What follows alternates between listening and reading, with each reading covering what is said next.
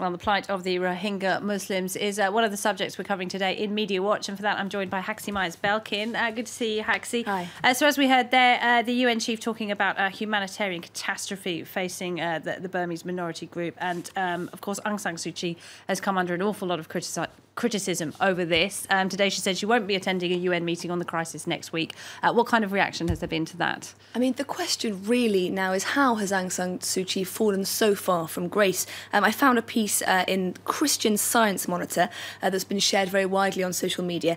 It points out that during her years of house arrest, Aung San Suu Kyi's fight was sustained by independent media reporting, especially in the West, of course.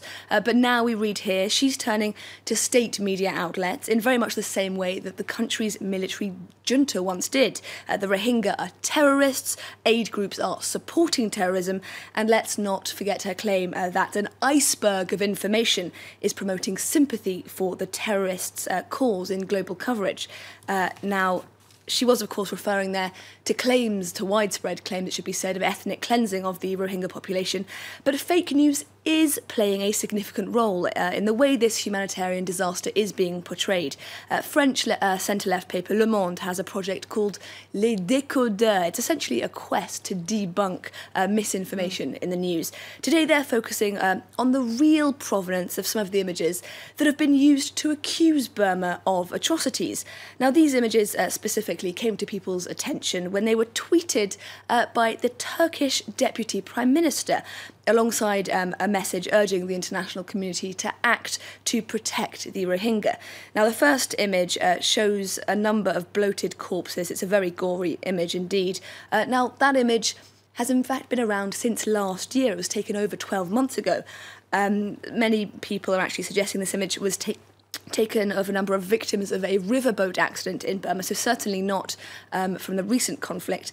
Now, another image that you can see here is actually an image of people in Pakistan last year heading to a river to cool off during a heatwave, certainly not Rohingya, fleeing across to Bangladesh. Needless to say, this battle of information is on both sides. Now, this is a picture that's been very widely shared by supporters of the Burmese government, supposedly showing Rohingya terrorists training in the country. It was actually taken in Bangladesh in 1971, oh, wow, if you can believe that. So returning for a moment to Aung San Suu Kyi's refusal to attend the UN General Assembly next week. This piece in The Times describes that decision as one that will encourage criticism that she is hiding from the angry condemnation of many of her former admirers.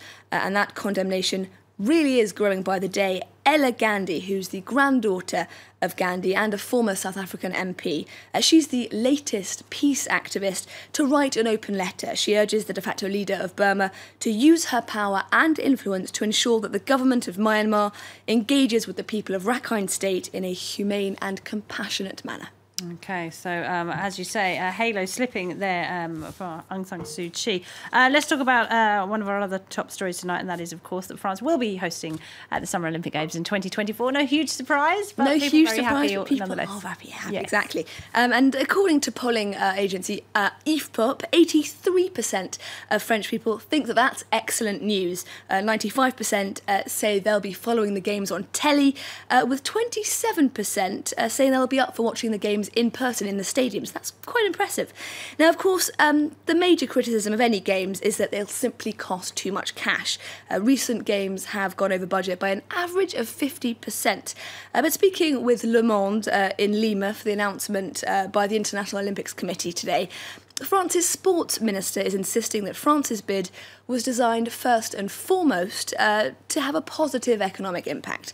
Now, when the journalist here suggests that the Games could end up forcing rents to rise in Paris, therefore indirectly forcing people to leave their homes, essentially, as was the case in some parts of London in 2012, she wasn't having any of it. She reminds us that an independent study found that the Olympic legacy would generate up to 10.7 billion euros in France up until 2034. And for any naysayers claiming that the Games are only going to benefit the capital, here's a little map that shows how Olympic organisers are planning on sharing that legacy. The major stadiums will, of course, be in Saint-Denis, just outside of Paris, but there'll also be football stadiums in Marseille, Bordeaux, Toulouse and Cannes, among others, and of course there'll be sailing in Marseille. So Paris may have won the bid, but it's nothing short of a national undertaking. All right, Haxi, thanks very much indeed. Haxi Myers-Belkin there.